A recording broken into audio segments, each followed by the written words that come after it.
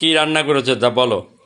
Hello বন্ধুরা, আজকে দেখো আমি দুপুরে রান্না করেছি। এই যে আগেই দেখাই শাক, এই যে পালং শাক রান্না করেছি, সিম বড়ি বেগুন মূলো সব দিয়ে রান্না করেছি পালং শাক। এতে আমি পাঁচফোড়ন সোমবার দিয়েছি। আর এটি করেছি এই যে বেগুন ভাজা করেছি। বেগুন ভাজার সাথে কয়টা গাজর আর তোমার কুমড়ো ছিল, এই পাশাপাশি একটু ভাজা করে রেখেছি। আর ওই যে আলু এইটুকু ভাজা করেছি। আর করেছি এই যে বেগুন বাহার, কালকে যে বেগুনগুলো কেটেছিলাম না, মাঝখান দিয়ে বেগুন ভাজাগুলো করেছিল আর সাইডেরগুলো ছিল, সেই সাইডেরগুলো ছোট করে কেটে দিয়েছে, ওইটা দিয়ে আজকে রান্না করেছি বেগুন বাহার। এই দেখো এইটে, এর ভিতরে তোমার ফোড়ন দিয়েছি জিরে আর শুকনো লঙ্কা তেজপাতা।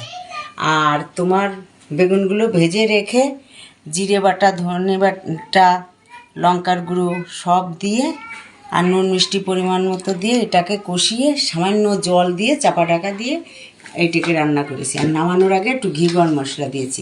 দেখো এইটা কেমন শুকনো শুকনো, শুধু তেল ছাড়া আর কোনো মশলা গায়ে গায়ে হয়েছে। খেতে দারুণ স্বাদের হয় এইভাবে রান্না করলে।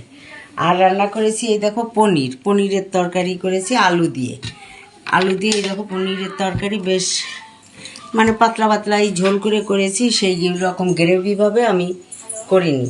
আলুগুলো আর পনিরগুলোকে আগে ভেজে রেখে কড়াইতে জিরে ওই দেখো তেজপাতা আর হচ্ছে তোমার দুটো শুকনো লঙ্কা ফোড়ন দিয়ে কড়াইতে আলুগুলো দিয়ে ভেজে তাতে জিরে বাটা ধনে বাটা আদা বাটা দিয়ে এটাকে কষিয়ে এর ভিতরে একটু জল দিয়ে যখন আলুগুলো ফুটে উঠে আলুগুলো সিদ্ধ হয়ে গেছে তখন পনিরগুলো ঢেলে দিয়েছি। দিয়ে নামানোর 5 মিনিট ফুটলেই আলু সিদ্ধ হয়ে গেছে। এখন চন্দ্রমুখী আলু তো তাড়াতাড়ি সিদ্ধ হয়ে যায়। নামানোর আগে ঘি গরম মশলা দিয়ে এটাকে নামিয়েছি। আর করেছি এই দেখো মুগ ডাল। আর এই দেখো এই যে এইটা করেছি একটু বাঁধাকপি এটারও শুকনো শুকনো করে বাঁধাকপির ঘন্ট করেছি। এই হচ্ছে আজকে আমার দুপুরের মেনু।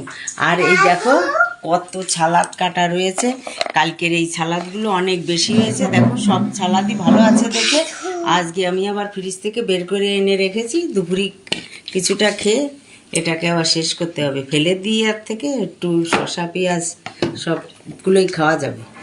এই হচ্ছে আজকে আমার দুপুরের মেনু। আর দেখো এই যে ভাত তোমাদের প্রতিদিন দেখাই, গরম ধোয়াটা সাদা ভাত আজকে হটপটে রেখেছি, এই যে সেই ভাত।